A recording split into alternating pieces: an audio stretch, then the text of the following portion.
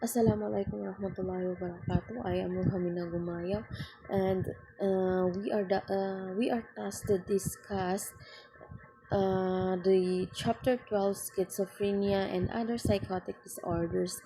So the first presenter is Miss Almira de Salongan, and I am the second presenter.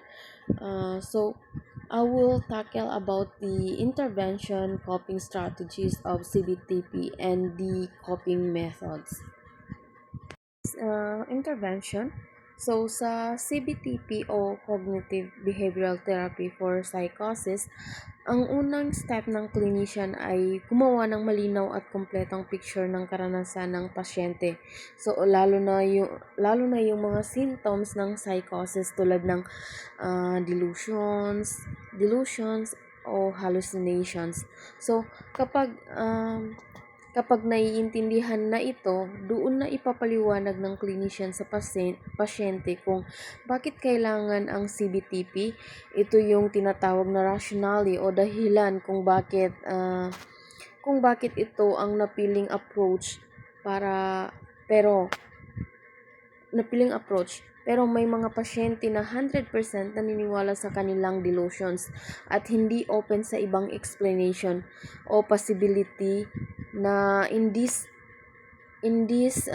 case hindi mo na goal na baguhin agad ang paniniwala nila. So instead tinututukan mo na ang pag-manage ng distress or yung emotional na hirap na dulot ng kanilang psychotic experiences. Sa coping strategies naman, kung hindi pa ready ang pasyente na i-challenge ang paniniwala niya, pwede mo na siyang mag-focus sa coping strategies para mabawasan ang stress, anxiety o takot na dala ng symptoms na ito. So, ito ang mga halimbawa ng coping strategies na maaaring ituro sa isang pasyente. So, first is breathing exercise para makalma ang sarili during episodes of anxiety o paranoia. And then distraction techniques tulad ng pag-focus sa ibang activity, example, drawing, listening to music. So, kapag nagsisimula na ang distressing thoughts, and then reality testing, later stage. Kapag ready na ang pasyente, tinuturuan siyang magtanong sa sarili ng mga simpleng question or tanong para ma-check kung totoo ba ang iniisip niya or may ibang explanation. And then grounding techniques para makatulong sa pagbalik ng focus sa present moment lalo na kapag or overwhelmed. And then ang goal ng coping strategies na ito ay hindi agad tanggalin ang delusions, kundi tulungan ng pasyente na hindi sila ma-overwhelm ng kanilang experiences habang unti-unting nabubuo ang tiwala sa therapy. Characteristics of CBTP and coping training are that first is they are based on an individualized assessment or formulation. So, ang individualized assessment or formulation, ang bawat pasyente ay iba-iba. Kaya tinitailor or inaakma ang approach based sa assessment ng kanilang experience. So, walang genetic na solusyon. Personalized dapat.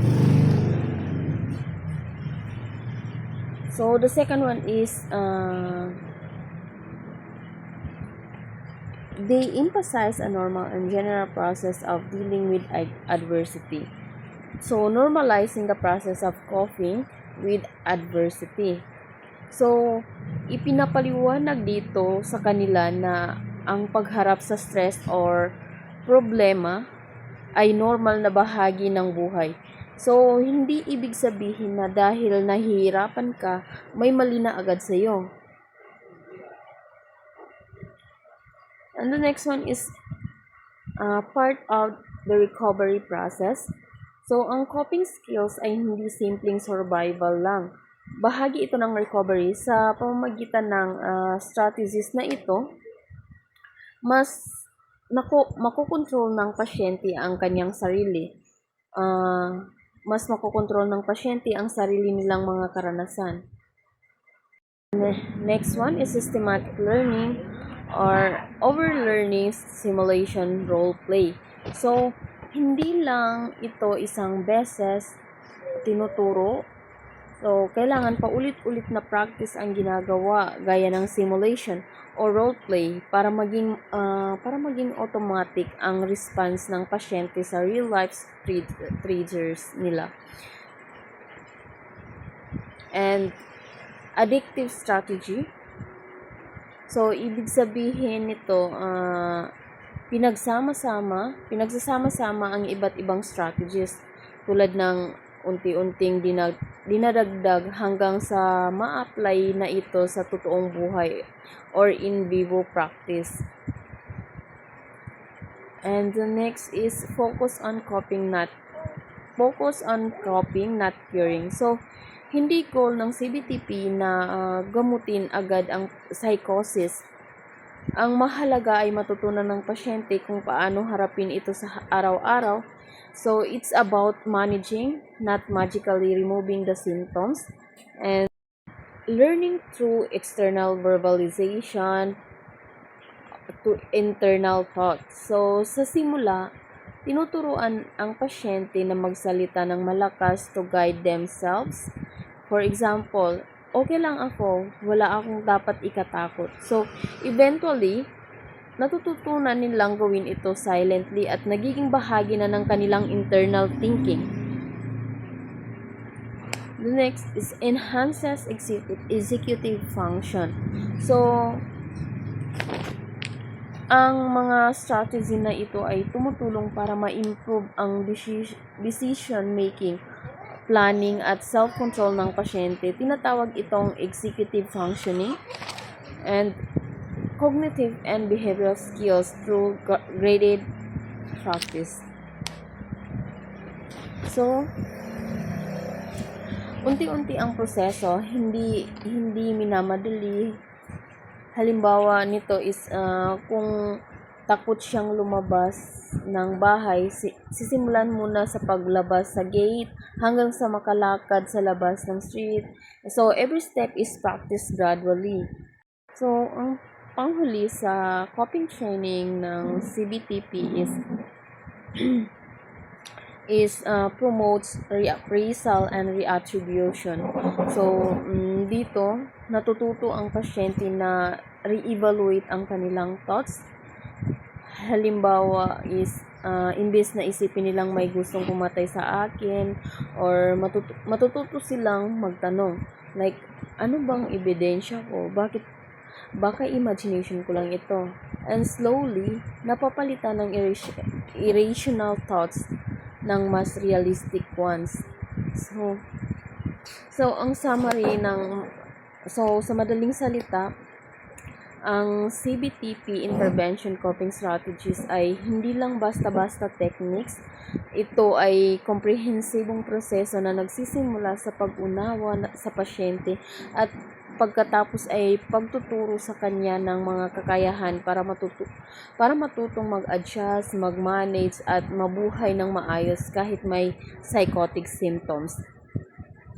And hindi ito shortcut. It takes patience, practice, and partnership between the therapist and the client. Attention switching. So, ibig sabihin ito, pinapractice ng pasyente na ilipat ang focus ng isip niya sa ibang bagay para hindi siya mag-concentrate sa delusions or hallucinations. So, halimbawa nito is kung may naririnig siyang boses, ituturo sa kanya na mag-focus sa isang masayang memorya tulad ng birthday celebration or pagpunta sa paborito niyang lugar. So, gumagamit tayo ng mga sensory details, anong naaamoy, nakikita, naririnig o nalalasahan niya para maging mas effective ang redirections nito. So, the next one is attention narrowing. So, dito sa attention narrowing, dito naman, tinuturuan ang pasyente na mag-focus sa isang bagay lang sa isang paligid niya para hindi siya ma-overwhelm ng dami ng stimuli. So, isa sa example nito is sa isang busy na lugar.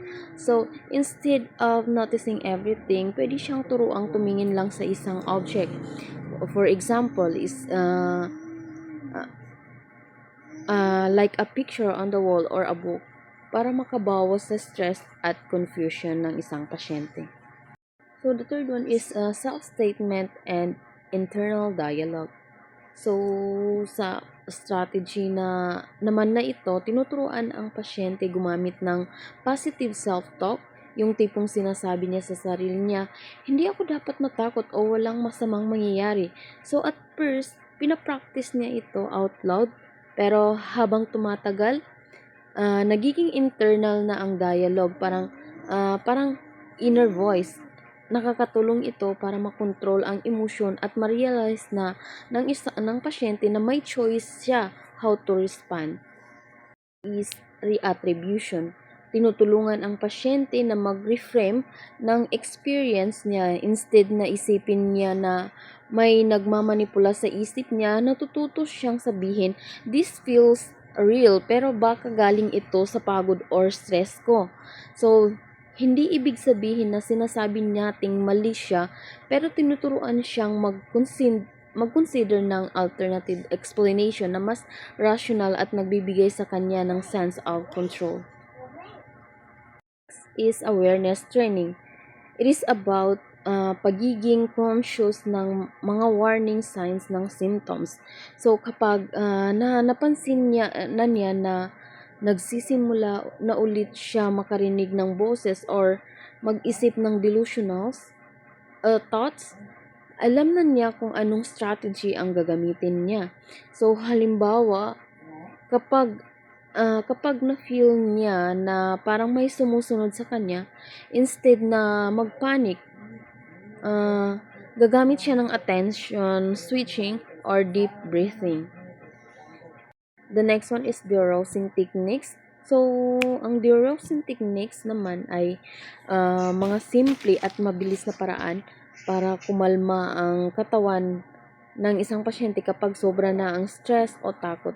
So, pwede itong uh, um, pwede itong pag-inhale ng malalim ng 3 beses, pag-akyat ng hagdan o paglakad sa labas. Hindi ito tulad ng long meditations. So dito is more on quick calming actions lang. Next is increase activity levels. So, dito, kapag walang ginagawa ang isang tao, mas nagiging mataas ang risk na magka-hallucinate o mag-overthink ang isang tao. Kaya sa strategy na ito, sinisigurado na may routine siya. May purpose ang bawat araw niya. So, pwede itong pag-aalaga ng halaman, pagligpit ng kwarto o simpleng pagpunta sa tindahan. So, yung goal ay hindi siya tumambay lang sa kama buong araw. So, ang pangwalo is social engagement and disengagement. So, dito, social coping naman ay tinuturuan ang pasyente na makipag-socialize sa tamang paraan. So, hindi sobra, hindi kulang. So, kumbaga, sa tamang paraan, yun siya. Tamang, hindi siya sobra at hindi siya kulang. So, halimbawa nito, kung may anxiety ang isang tao or ang pasyente, may anxiety siya sa pakikipag-usap, pwede siyang turuan na magsabi ng, excuse me, I need a break. So, kapag nai-stress na siya, may role-playing din para ma-practice niya how to act sa social settings. Is belief modification.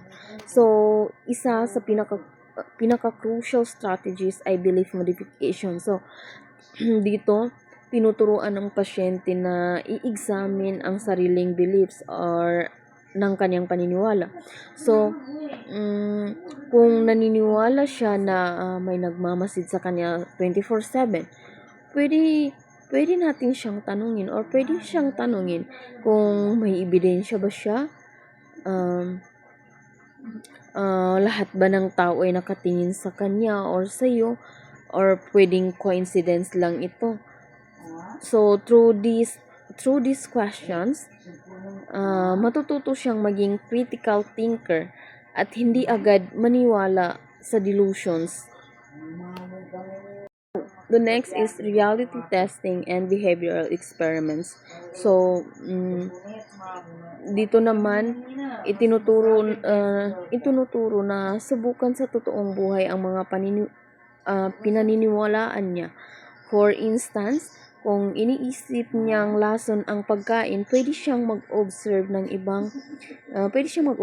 ibang taong kumakain muna or ibang taong kumain muna. Then, saka siya susubok. So, through real experience, ma-challenge ang maling beliefs niya, and eventually bumababa ang power ng symptoms.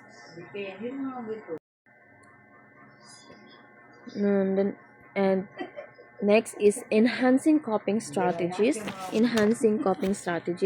So, combination ng mga strategies ang mas effective. So, halimbawa, pwedeng pagsabayin ng attention switching and breathing para mas mabilis ang calming effect. So, mas maraming coping tools, mas empowered ang pasyente to deal with symptoms.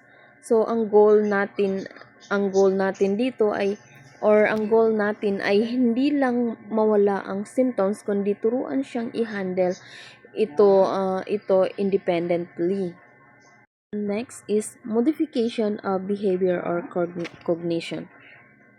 So behavioral changes like paglabas ng bahay, pakikipag-usap can help modify thoughts. At kapag nagbago na ang thinking pattern ng isang pasyente or niya, is susunod din ang behavior. So, lahat ng ito ay parte ng CBTP process, collaboration between therapists and client to create realistic, repeatable coping methods. And the last one is modification of cognitive content or cognitive process. So, here, lastly, CBTP doesn't only focus sa content ng delusions, kung ano ang iniisip, kundi pati how the person thinks.